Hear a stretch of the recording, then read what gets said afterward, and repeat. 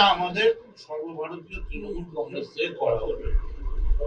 যখন অন্য পার্টি তৃণমূল কংগ্রেসকে গালাগাল দিতে ব্যস্ত, যখন বিজেপি পার্টি সারা ভারতবর্ষকে অরক্ষিত রেখে হোম মিনিস্টার থেকে শুরু করে সব রাজ্যের চিফ মিনিস্টারকে তুলে এনে বিলাসবহুল ওয়েস্টার্নে ভর্তি করাচ্ছে গরমের মধ্যে, যখন কংগ্রেসকে নিয়েছে তৃণমূলের নামে গালাগাল করে জল আরো ঘোরালো করা হচ্ছে, তখন মমতা ব্যানার্জি ভাবছেন 4 মে রেজাল্ট বেরোবার পর আমি আর কি কি কাজ করব সেগুলো আমি অ্যাডভান্স মানুষকে বলতে চাই। কারণ না হলে পরে মানুষ বলবেন আপনি তো বলেননি।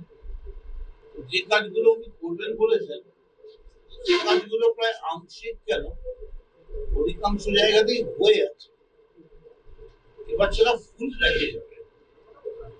এই যে খেলার মাঠের কথা বলেছেন, মমতা বন্দ্যোপাধ্যায়ের বদান্যতায় পশ্চিমবঙ্গে অন্তত 50,000 খেলার মাঠে খেলা হয়।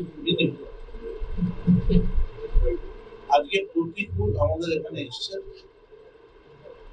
আমাদের অত্যন্ত সম্মানীয় বক্তা, আমরা চেয়েছিলাম তাকে বিকেল বেলা কামারহাটি এবং বেলঘরিয়ায় বক্তৃতা করাতে, যেখানে মাটির তলায় লেনিনের হার পোতা আছে আর কিছুটা খুন করে রেখেছেন সিপিএম এর প্রার্থী।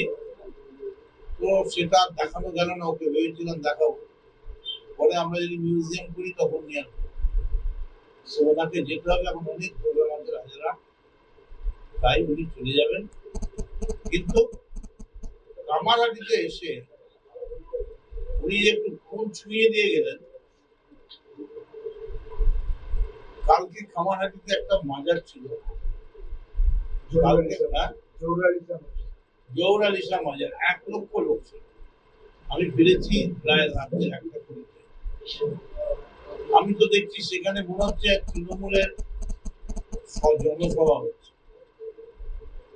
হাজার হাজার মেয়েরা নাকাব খুলে দিচ্ছে, নাকাব খুলে হাত বাড়িয়ে হাত মেলাচ্ছে, ছবি রয়েছে। এই যে উন্মাদনা, এই যে উচ্ছ্বাস, এই যে বিশ্বাস, এই যে তৃণমূলের দিকে ধেয়ে আসা দৌড়ে, এই সবটাই মমতা ব্যানার্জি ওপর বিশ্বাস করে এবং অভিষেকের কাজকর্ম দেখে। একটা কথা বলেই আমি শেষ করবো,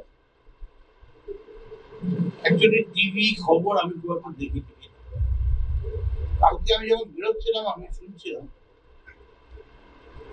যে দেশের স্বরাষ্ট্রমন্ত্রী বলছেন যে अगर 23 तारीख को कोई तृणमूल का वर्कर घर से निकलेंगे तो उसको पलटी करके डंडा गरम करके ऐसा पिटन पिटाएगा तो जिंदगी भर भूल नहीं पाएंगे। ওনার তো দায়িত্ব ছিল কাশ্মীরের ওই জঙ্গিগুলোকে ধরে আনা। রবীন্দ্রনাথ সান্যাল বলুন, তাও লোক বলবে হ্যাঁ ঠিক আছে, নোবেলটা ফেরত। আপনি কি জানেন রবীন্দ্রনাথের সময় যদি ল্যাপটপ কম্পিউটার থাকতো, তিনি প্রত্যেকদিন একটা করে নোবেল, নোবেল কোম্পানি উঠে যেত, এত নোবেল থাকতো না।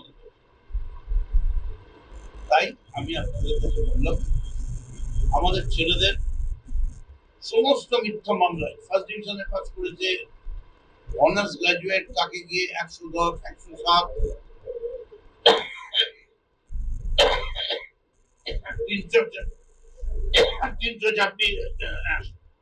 307 মামলা সব দেওয়া হচ্ছে একতরফা।